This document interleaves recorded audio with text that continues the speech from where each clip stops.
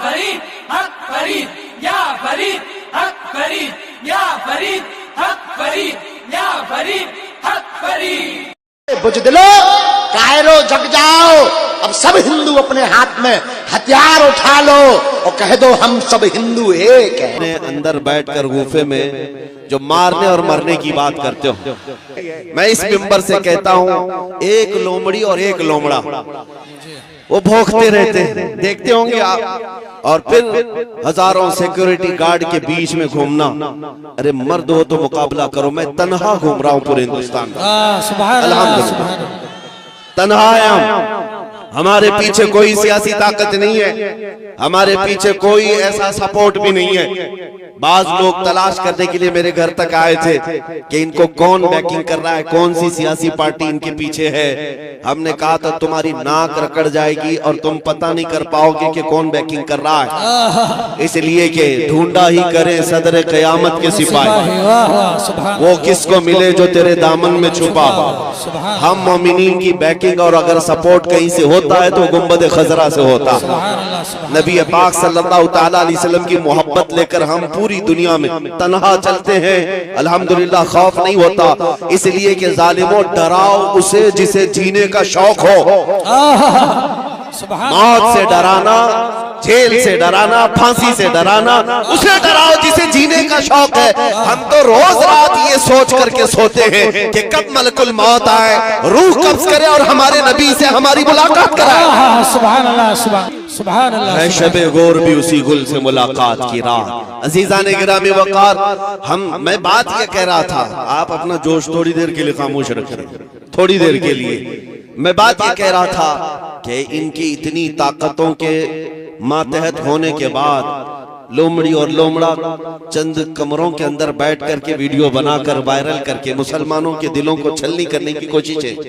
और हैपोक्रेसी, जो डेमोक्रेसी खत्म होकर हैपोक्रेसी जो आई, ये सारे मनाजिर के बाद मैं उनसे कहता हूँ, मैंने एक क्लिप सुनी, कोई वो लोमड़ी कहती है एक, और एक लोमड़ा कहता है कि हम 20 लाख लोगों को मारेंगे, इतने मुसलमानों का कत्ल करेंगे तो फिर हमारे यहाँ पर हिंदू राष्ट्र कायम हो जाएगा।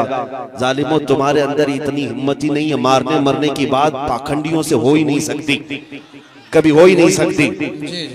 एक बात मैं कहूंगा, अगर मारने और मरने का शौक ही है तो चलो मैं भी चलता हूं, तुम भी चलो, बॉर्डर पर खड़े हो जाते हैं। बॉर्डर पर खड़े होंगे, अपने देश की रक्षा करते हैं, अपने देश की हिफाजत के लिए चलो बॉर्डर पर चलते हैं, फिर देखा जाएगा कि कितनी गोलियां तुम खाते हो, कितनी हम खाते हैं।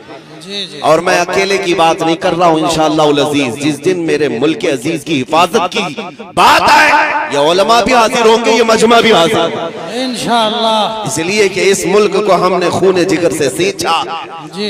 यहाँ हमारी तारीख मौजूद है। अजीजान गिरामी वकार, इन आतंकियों के गले में अगर हुकूमत ने पट्टा नहीं डाला तो ये कुत्ते इन हुकूमतों को ही नोच खाएंगे।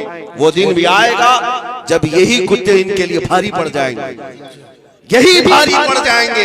अंदाजा कर ले मेरे अजीजों, कारून शायद ये समझता है कि पैसे की रेल पेल से मैं 100 साल जी लूंगा। ये शद्दाद, ये हमान, ये फिरौन ये समझता है कि मैं अपनी ताकत के बलबूते पूरे लोगों की गर्दनों पर हुकूमत कायम कर लूंगा।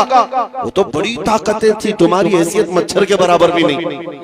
और अगर हुकूमतें खुलेआम ये सारी बातें कर रही हैं, मेरे अजीजों, एक तारीख यहाँ वैसी भी आई थी 100 साल पहले, 100-150 साल पहले, 1857 की तारीख, जिसको अंग्रेज आज भी गदर कहता है, अंग्रेज आज भी गदर कहता है। 1857 की तारीख में अंग्रेजों को भी यही नशा चढ़ा था, यही नशा चढ़ा था कि हम जो चाहे कर लेंगे, कत्ले आम करेंगे, मार डालेंगे। उस वक्त किफायत अली काफी रहमतुल्लाह ताला अलैह को फांसी पर चढ़ाया था, फांसी पर चढ़ा करके जश्न मनाए थे 8 दिन तक। क्यों किफायत अली काफी को चढ़ाया था जानते? एक आलिम रब्बानी को इसलिए चढ़ाया था कि वो बोलते थे तो हजारों का मजमा जमा होता, लोग उनके पीछे दीवानावार घूमते, तो ऐसे उलमा तो उनको खलते हैं। फांसी पर चढ़ा करके 8 दिन तक जश्न मनाया था लेकिन खुदाई कानून उन्हें मालूम नहीं। तुम एक किफायत अली काफी को जो ये कहता था कोई गुल बाकी रहेगा न चमन रह जाएगा और रसूलुल्लाह का दीने हसन रह जाएगा, फांसी पर चढ़ा करके तुमने ये सोचा कि एक आशिक रसूल की जुबान बंद कर दिया, उसे गर्दन से अलग करके जिस्म को अलग कर दिया। अब उम्मत ठंडी हो जाएगी, ये जमात सो जाएगी। लेकिन मौला ताला का एहसान तो देखें, मुरादाबाद ज्यादा दूर नहीं है। किफायत अली काफी को यहाँ फांसी पर चढ़ा रहा है अंग्रेज, और मौला पड़ोस में बरेली में इमाम अहमद रजा को पैदा कर रहा है। सुभान अल्लाह। ज्यादा फासला न शहरों का है न तारीख का है। एक आशिक रसूल अगर तुम्हारे हाथों फांसी पर चढ़ा है तो अल्लाह ताला ने दूसरा ऐसा आशिक पैदा किया जिसने करोड़ों दिलों में ये इश्क भर दिया, करूं तेरे नाम पे जा फिदा, न बस एक जहां दो जहां फिदा, दो जहां से भी नहीं जी भरा, करूं क्या करोड़ों जहां नहीं। मैं बात ये करना चाहता हूँ, तुम जितने चिराग बुझाओगे मौला उतने चिराग और रोशन फरमाए। सुभान अल्लाह, सुभान अल्लाह। जिसको जिसको तुम पकड़ करके कत्ल करने की धमकियां देते हो, ये इस्लाम न कल मिटा था, न आज मिटा है, न सुबह क़यामत तक मिटा सकोगे।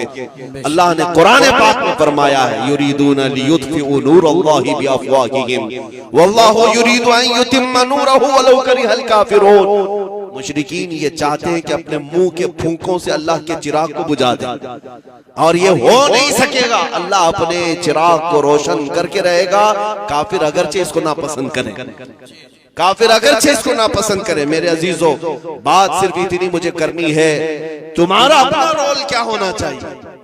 क्या यही जोश के नारे जो हम पिंडाल में बैठ करके करें? क्या हमारी यही तकरीरें जो जलसे तक रहे? नहीं मेरे अजीजों, हमारा लक़ब, एक मोमिन का लक़ब ये था कफन बरदोश। ये सीने पर बल्कि अपने कंधे पर कफन लेकर के चलता है, इसे मौत से खौफ नहीं है। तो ये खौफ जब तुम्हारे सीने से निकलेगा तो हक बोलने की हिम्मत उतनी बढ़ती चली जाएगी। ज्यादा से ज्यादा तुम्हें किस बात से डराया जाता है आज? फांसी से, ये सबसे हाईएस्ट सजा है ना, या जेल से? ये दोनों चीजें एक मोमिन के लिए कोई माने नहीं रखती। जेल की सलाखों पर जाने के बाद बुजुर्गों ने लिखा भी है कि मोमिन घबराना नहीं, अगर मुस्तफा के नाम पर गया है, अगर नबी पाक के नाम पर गया है, तो अंदर जाने के बाद हो सकता है तेरी माँ, तेरी बीवी, तेरे भाई देखने ना आए, लेकिन एक रात जरूर आएगी जब ताजदार मदीना खुद तशरीफ। सुभान अल्लाह, सुभान अल्लाह। वो भी खौफ नहीं रखना। हुजूर के इंतजार में हम दिन काट लेंगे, हुजूर के इंतजार में हम रातें काट लेंगे। और रही बात फांसी की, उसके मुतालिक भी रिवायतें मौजूद हैं कि जिन जिन गुलामों को जालिमों ने अपने हाथों से कत्ल किया या फांसी पर चढ़ाया, फंदा बाद में लगा, चेहरा मुस्तफा पहले मौजूद।